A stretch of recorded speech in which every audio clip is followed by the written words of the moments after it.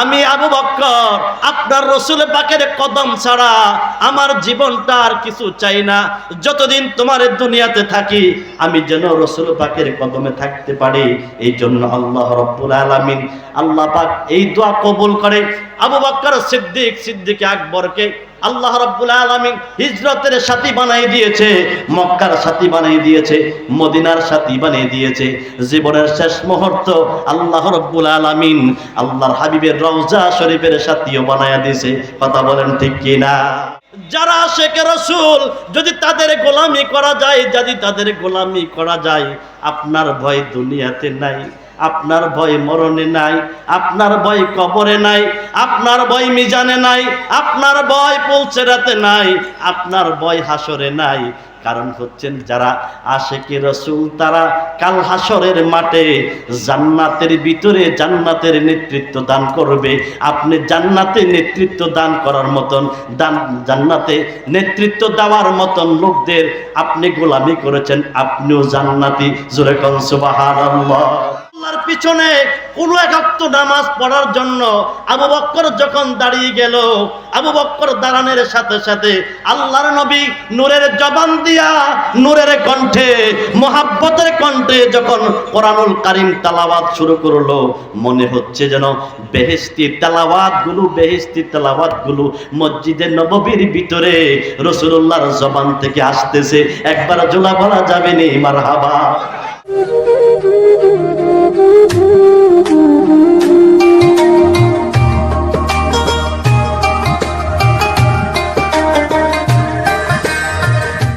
আসসালামু আলাইকুম ওয়া রাহমাতুল্লাহি ওয়া বারাকাতুহু। সবাই আপনারা ভালো আছেন? আল্লাহ আমাদেরকে ভালো রাখুক। আল্লাহর ওলির মহব্বতে কিছুক্ষণের জন্য আল্লাহ আমাদেরকে কাঁধে কাঁধ মিলিয়ে একটু বসার তৌফিক দেখ। শেষ মোনাজাত করে তাবারক নিয়ে যেন আমরা আল্লাহর জিন্দা ওলির নেক নজর নেক তাওয়াজ্জু নিয়ে আমরা যেন আমাদের যার যার বাসভবনে যেতে পারি। আল্লাহ যেন এই পর্যন্ত আমাদেরকে ধৈর্য ভিক্ষা দেয়। সবাই একবার মন থেকে বলতে পারি আল্লাহুম্মা আমিন। যারা দাঁড়িয়ে আছেন পেছনে একটু মেহেরবানি করে চলে আসুন। এটা একটা রাস্তার যদি আপনারা মানুষের চলাচলে ব্যাঘাত ঘটান, এটা আমাদের জন্য শোভনীয় হবে না, কল্যাণ হবে না, অকল্যাণ হবে। তাই সকলকে বলবো মঞ্চে যথেষ্ট পরিমাণ জায়গা আছে, আপনারা চলে আসুন। প্রধান বক্তা অল্প কিছুক্ষণের মাঝে আমাদের মাঝে চলে আসবে। আমি অল্প একটু সময় আপনাদেরকে একটু বিরক্ত করব। কয়েকটা মর্তবা রাসূলের সম্মান বলেই আমি বিদায় আরজ করব। যতটুকু আল্লাহ পাক আমাকে তৌফিক এনায়েত করেন, এলিম হেলেম ভিক্ষা দান করেন। সবাই বলি আমিন। আসসালাতু ওয়াসসালামু আলাইকা ইয়া রাসূলুল্লাহ, আসসালাতু ওয়াসসালামু আলাইকা ইয়া হাবিবাল্লাহ, الصلاة والسلام عليك يا شفيع المذنبين، الصلاة والسلام عليك يا رحمة للعالمين. الحمد لله رب العالمين والعاقبة للمتقين. الصلاة والسلام على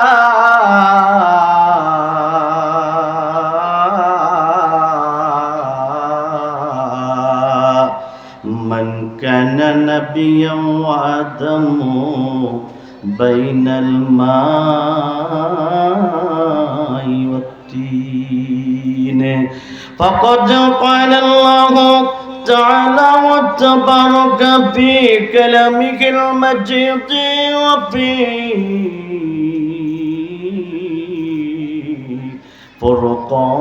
فرقانه الحميد. সকলে আমার সাথে জবানটা খুলে মহব্বতে একটু তেলাওয়াত করেন। আউযু বিল্লাহি মিনাশ শাইতানির রাজীম। বিসমিল্লাহির রাহমানির রহিম। قل اعملوا فسيرى الله أعمالكم فسيرى الله عملكم ورسوله والمؤمنون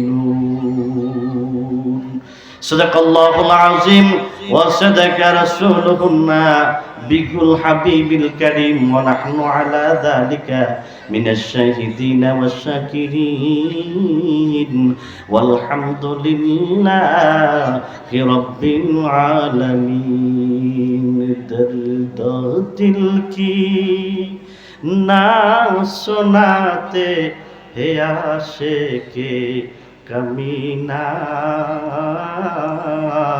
सल्लो शाहे मदीना सल्लो शाहे मदीना दर्द दिल की ना सुनाते हे आशिके कमीना सल्लो शाहे मदीना तुम हो नूरे खुदा हो और तुम हो नूरे मुदस्सम तुम हो नूरे खुदा हो और तुम हो नूरे मुदस्सम तो खुदा का खुदाई है तो खुदा का खुदाई है तो है शाह दो आलम दर्द दिल की दर्द दिल के ना सुनाते हे आशिके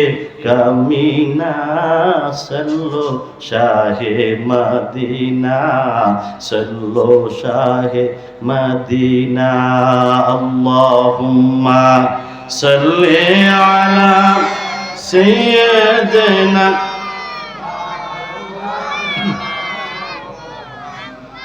وعلى آل سيدنا مولانا محمد اللهم صل على سيدنا مولانا محمد وعلى آل سيدنا মাওলানা সৃষ্টির মাঝে সবাই থাকেন নবী আপনার ওই প্রেমে আপনি থাকেন সর্বদাই গো আল্লাহ পাকের মিলনে আল্লাহ اللهم صل على سيدنا مولانا محمد وعلى علي سيدنا مولانا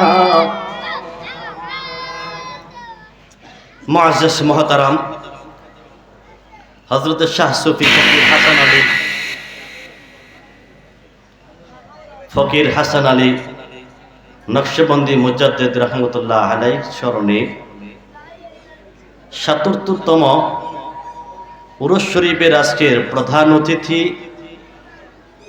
আওলাদে ওলি আল্লামা শায়েখ সৈয়দ মুশতাক আহমদ আল আহমদি ওয়েসি রিফাই মাদ্দা জিলহুল আলী বারাকাল্লাহু ফি হায়াতি চেয়ারম্যান নাদা ইসলাম সজ্জাদানশীল পীরে কিবলা জান ওয়েসিয়া শরীফ ফরাজে গান্ধী কমপ্লেক্স মতলবুদ্দুর চাঁদপুর আজকের মহতীয় উরুস মাহফিলের জনাব সভাপতি আলহাজ মোহাম্মদ আতাউর রহমান ফকির সাহেব সভাপতি হজরত ফকির হাসান আলী রহমতুল্লাহি আলার মাজার কমিটি আজকের প্রধান বক্তা আন্তর্জাতিক খ্যাতিসম্পন্ন মুফাসসির কোরআন আলহাজ হযরত মাওলানা মুফতি সিরাজুল ইসলাম কুদরতি সাহেব আন্তর্জাতিক মানের মুফাসসির কোরআন তরুণ মেধাবী ও বক্তা খতিব বাইতুল আমান কেন্দ্রীয় জামে মসজিদ একরামপুর বন্দর নারায়ণগঞ্জ আরো অন্যান্য ওলামায়ে কারাম, তোলাবায়ে আজম, আদর্শ সম্ভ্রান্ত সুধী মণ্ডলী, সকলকে আমি আমার হৃদয়স্থল থেকে জ্ঞাপন করে নিচ্ছি, সকলকে জানাচ্ছি মোবারক। প্রিয় সুধী, আমাদের হাতে সময় একেবারেই খুবই কম। এই অল্প সময়ের ভিতরে বিশাল কোনো আলোচনা বা কোনো তাকরীর পেশ করার মতন কোনো সময় সুযোগ আমাদের নেই, যেহেতু আমরা অত্র এলাকারই একজন মেজবান, আমরা মেহমান নয়। দূর থেকে যিনি আজকে পিসা হুজুর আসছেন, প্রধান বক্তা আসছেন, তিনারা হচ্ছে মেহমান। কথা বলেন ঠিক কিনা? তিনাদেরকে সময় সুযোগ করে দেওয়া এটা আমাদের উপরে কর্তব্য। বক্তাদের উপরে কর্তব্য হচ্ছে আমরা একটু দু চারটা কথা কম বলে ওনাদের সময়টাকে বাড়িয়ে দেওয়া, আর শ্রোতাদের কর্তব্য হচ্ছে এলোমেলোভাবে না হয়ে বাড়িতে দোকানে পাটে এদিক সেদিক ঘোরাফেরা না করে খুব নম্র ভদ্র সহকারে মাহফিলের মঞ্চে প্যান্ডেলে এসে বসে বক্তাকে দেখাইয়ে দেওয়া যে আমরা অনেকটা ভদ্র নম্র, তাই আমাদের জন্য ভালো দোয়া করবে। কথা বলেন ঠিক কিনা? এটা হচ্ছে আমাদের শ্রোতাদের কর্তব্য। আল্লাহ যেন আমাদের প্রত্যেকের জায়গার কর্তব্য দায়িত্বগুলো আমরা যার ভাবে যথানীতিভাবে নিজ দায়িত্বে নিজ ভলান্টিয়ারে আমরা পালন করে চলতে পারি। আল্লাহ যেন সে তৌফিক এনায়েত করে। মন থেকে একবার বলেন আমিন। বন্ধুরা আমার, আমি আপনাদেরকে অল্প সময়ে একটা মেসেজ দিতে চাই। আমি কোনো ওয়াজ নয়, আজকে কোনো নসিহত নয়, একটা মেসেজ দিব। 1450 বছর আগে, প্রায় 1500 বছর আগে আল্লাহ রাব্বুল আলামিন তার হাবিবের কাছে পবিত্র আল্লাহর কালামটাকে প্রেরণ করেছেন, নাজিল করেছেন।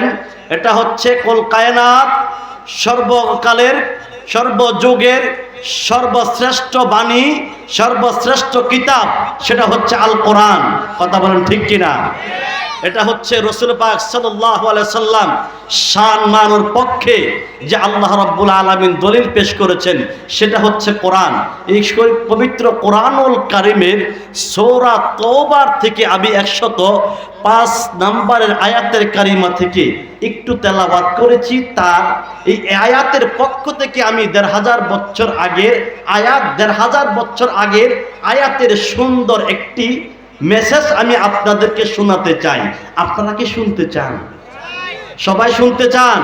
হাত তুলে একবার আল্লাহকে দেখান না। নারে তাকবীর, আরো জোরে নারে তাকবীর, নারে রিসালাত, ফকির হাসান আলী নকশবন্দি। হাত নামান, আল্লাহ কবুল করুক, জোরে কোন আমিন। বন্ধুরা আমার, 1450 বছর আগে কোরআন নাজিল হয়েছে। যখন কোরআন নাজিল হতেছিল তখনকার মুহূর্তের একটি মেসেজ আমি আপনাদের মাঝে দিয়ে যাব অল্প সময়ের ভিতরে। আমরা জানি আল্লাহর হাবিবের সবচেয়ে বড় একজন সাহাবীর নাম হচ্ছে আবু বকর সিদ্দিক, যার নাম সিদ্দিকে আকবর বলা হয়। জোরে কোন সুবহানাল্লাহ। সিদ্দিকে আকবরের কথা আমরা সবাই শুনেছি কিনা? কথা বলে না। সিদ্দিকে আকবরের কথা আমরা শুনেছি কিনা?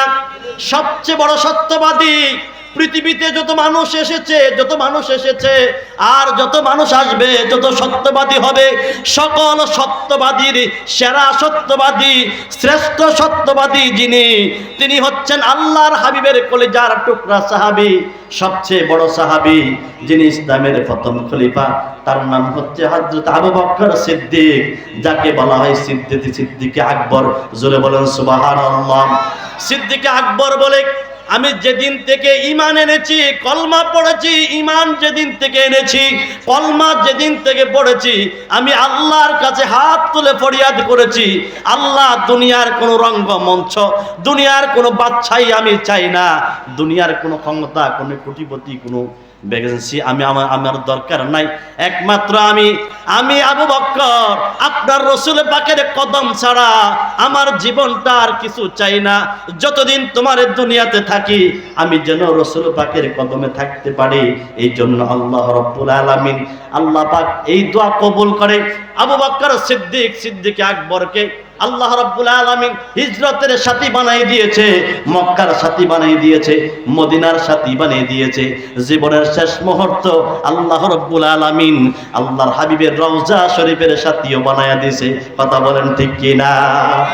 বন্ধুরা আমার, জীবনের প্রত্যেকটি মুহূর্তে রাসূলুল্লাহর কদমে থাকতেন, রাসূলুল্লাহর পিছনে পিছনে নামাজ পড়তেন। সুবহানাল্লাহ কোন। যুদ্ধের ময়দানে রাসূলের পিছনে, সফরে গেলেও রাসূলের পিছনে, মক্কাতেও রাসূলুল্লাহর পিছনে, মদিনাও রাসূল পাকের পিছনে। মারহাবা কোন।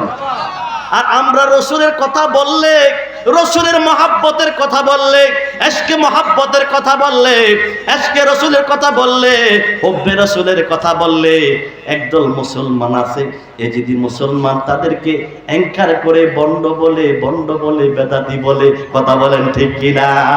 আমি বলবো না, বুঝো নাই, যদি বুঝতা তাইলে তোমরা বেদাতি বলতা না, বন্ড বলতা না, বরঞ্চ ওই সমস্ত আশেকদের গোলামি করতা। কথা বলেন ঠিক কিনা?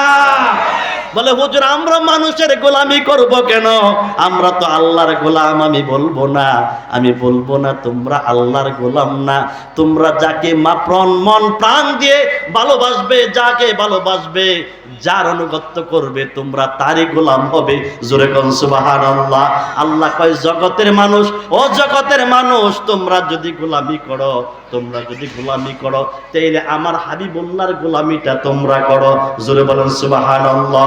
পাক কালামের ভিতরে বলেছে কুল ইন কুনতুম তুহিব্বুনাল্লাহ ফাত্তাবিউনি ইউহিব্বুকুমুল্লাহ।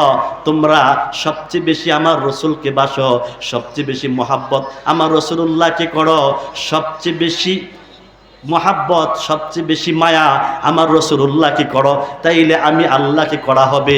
যাকে ভালোবাসবে তোমরা তার গোলামি হবে। জোরে কোন সুবহানাল্লাহ। এই আয়াতটাকে আবর্তন করে চাঁদপুর মতলবের মাটি ঐতিহ্যবাহী ফরাজিকান্দি দরবার শরীফের হুজুরে আলা, যার জীবনের শেষ সমাধিটা হয়েছে জান্নাতুল বাকিতে, তিনি আর কেহ নয়, তিনি হচ্ছেন সৈয়দ শেখ মঞ্জুর আহমেদ রিফাই। তিনি খুব সুন্দর করে আয়াতটাকে আবর্তন করে একটা কাসিদা লিখে গেছেন আশেকে রসুলদের জন্য, যারা হুব্বে রসুলের পাগল তাদের জন্য। জোরে কোন মারহাবা। শানরা আমরা শুনবেন কিনা? তিনি লিখে গেছে এখনো শান জিন্দা, তিনি দুনিয়ার জমিনে জাহিরি জগতে নাই, তার শানটা এখনো জাহিরি জগতে রয়েছে। তিনি খুব সুন্দর করে বলেছে যার প্রেমে যে পাগল হয় তাহারে গোলাম হয়। বলেন যার প্রেমে যে পাগল হয় তাহারে গোলাম হয়। আরে গোলামিতে শান্তি মিলে, গোলামিতে শান্তি মিলে যদি গোলাম হয়। যার প্রেমে যে পাগল হয় তাহারে গোলাম হয়। বাবা যার প্রেমে যে পাগল হয় তাহারে গোলাম হয়। ভালোবাসায় বানাই গোলাম, বানাই যে ভিখারি। মনে জগিয়ে চলতে পারলে হয় যে মন বিতারি। ওরে গোলাম গোলাম তো গোলাম, গোলাম তো গোলাম, চির গোলাম রয়। যার প্রেমে যে পাগল হয় তাহারে গোলাম হয়। বলেন যার প্রেমে যে পাগল হয় তাহারে গোলাম হয়। আরে পরিচিতি আর মারিফাতে বাড়াই মনের মায়া, ইতিহার এতেবার মাঝে সঙ্গী যেন ছায়া। ওরে যেতাই ছায়া তেতাই কায়া, যেতাই ছায়া তেতাই কায়া, নয় কদরে নয়। যার প্রেমে যে পাগল হয় তারে গোলাম হয়। বাবা যার প্রেমে যে পাগল হয় তারে গোলাম হয়। আরে গোলামিতে শান্তি মিলে, গোলামিতে শান্তি মিলে যদি গোলাম হয়। যার প্রেমে যে পাগল হয় তারে গোলাম হয়। জোরে বলা যাবে না একবার মারহাবা? আর জবানটা খুলে বলা যাবে না ইয়া রাসূলুল্লাহ? ওলির দরবারে এসেছি মনটা বড়, একবার বলা যাবে না ইয়া ওলি আল্লাহ? আমার বন্ধুরা বাবারা, এই জন্য আমি বলেছি যারা আশেকে রাসূল যদি তাদের গোলামি করা যায়, যদি তাদের গোলামি করা যায়, আপনার ভয় দুনিয়াতে নাই, আপনার ভয় মরণে নাই, আপনার ভয় কবরে নাই, আপনার ভয় মিজানে নাই, আপনার ভয় পৌঁছেরাতে নাই, আপনার ভয় হাসরে নাই। কারণ হচ্ছেন যারা আশিকে রাসূল তারা কাল হাসরের মাঠে জান্নাতের ভিতরে জান্নাতের নেতৃত্ব দান করবে। আপনি জান্নাতে নেতৃত্ব দান করার মতন জান্নাতে নেতৃত্ব দেওয়ার মতন লোকদের আপনি গোলামি করেছেন, আপনিও জান্নাতি। জোরে কোন সুবহানাল্লাহ। আমার বন্ধুরা, বাবারা, এই জন্য আবু বকর বলেছে আমি যেন সারাটি জীবন রসুলের কদমে গোলামি করতে পারি, আমি যেন রসুলের পক্ষে রসুলের কদমে আমি আমার জীবনের প্রত্যেকটা সালাত আদায় করতে পারি। সুবহানাল্লাহ। বন্ধুরা আমার, রসুলের পিছনে সালাত আদায় করবে, আল্লাহর কাছে ফরিয়াদ করেছে জীবনে যতদিন বাঁচে। মেসেজটা খুব ছোট্ট, যদিও মেসেজটা খুব ছোট্ট, এই মেসেজের আকর্ষণটা মহাব্বতরা অপরন্ত, অনন্ত, অসীম। জুড়ে বলেন মারহাবা। আমার বন্ধুরা নিয়ত করেছে জীবনে কোনোদিন রসুল পাকের কদম থেকে একটি সালাতের একটি রাকাতও যেন ছুটে না যায়। কিন্তু কেমনে হঠাৎ করে রসুলুল্লাহর পিছনে কোনো এক ওয়াক্ত নামাজ পড়ার জন্য আবু বকর যখন দাঁড়িয়ে গেল, আবু বকর দাঁড়ানোর সাথে সাথে আল্লাহর নবী নূরের জবান দিয়া নূরের কণ্ঠে মহাব্বতের কণ্ঠে যখন কোরআনুল কারীম তেলাওয়াত শুরু করলো, মনে হচ্ছে যেন বেহেশতি তেলাওয়াতগুলো মসজিদে নববীর ভিতরে রসুলুল্লাহর জবান থেকে আসতেছে। একবার জোলা বলা যাবে নি মারহাবা। আমার বন্ধুরা, বাবারা, এমন একটি মুহূর্তে এখনো এক রাকাত শেষ হয় নাই, মাত্র রাকাত শুরু, তাকবীরে ওলা বেদে তেলাওয়াত শুরু হয়েছে। আস্তে করে ভাগ্যে কি দুর্ভাগ্য, আবার কি সৌভাগ্য বলা বড় কঠিন। সাথে সাথে সিদ্দিকে আকবরের ওযু ভেঙে গেছে। কি ভাঙছে? আরো জোরে কোন? ওযু ভাঙলে নামাজ পড়া যায়নি। মসজিদের সভাপতি হইলে, ইমাম সাহেব হইলে, আরো বড় কোনো নেতা হইলে ওযু ভাঙে গেলে কি নামাজ পড়া যাইব? যে বাহিরের শরম নামাজটা পড়া লাই পড়া যাবে? সম্ভব হবে? ওযু ভেঙে গেছে। এখন সিদ্দিকে আকবর মুসিবতে পড়ে গেল। আরে আমি এখন যদি চলে যাই তাইলে আমার নামাজ চলে যাবে। এখন মসজিদের সাথে ওযুখানা, মসজিদের সাথে টয়লেট। 1450 বছর আগে এমন ব্যবস্থা ছিল না। কোথায় কুয়া? অনেক দূরে কুয়া, সেইখানে ওযু করতে হয়। আরো দূরে হচ্ছে হাম্মামখানা, সেইখানে হাজত সারতে হয়।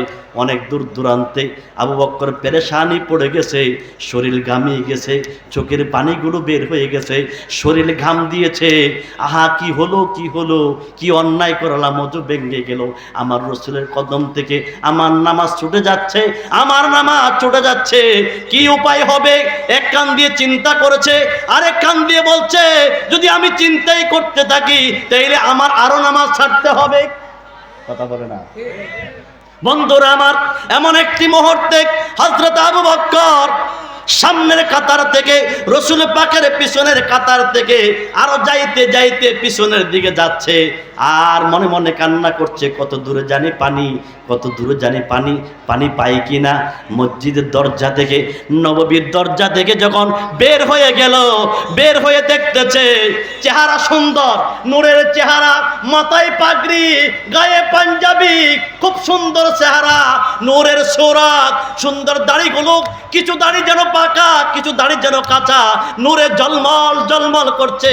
এমন একটা ব্যক্তিত্ব লোক একটি স্বর্ণের পেয়ালা বড়ে, স্বর্ণের পেয়ালাতে করে, স্বর্ণের ভদনায় করে, স্বর্ণের পাত্রের ভিতরে করে পানি বড়ে রেখে দিয়েছে। আর ডাক দিচ্ছে, ও সিদ্দিক আকবর, দূরে যেতে হবে না, দূরে যেতে হবে না, নামাজ তোমার ছাড়তে হবে না, নামাজ তোমার চলেও যাবে না।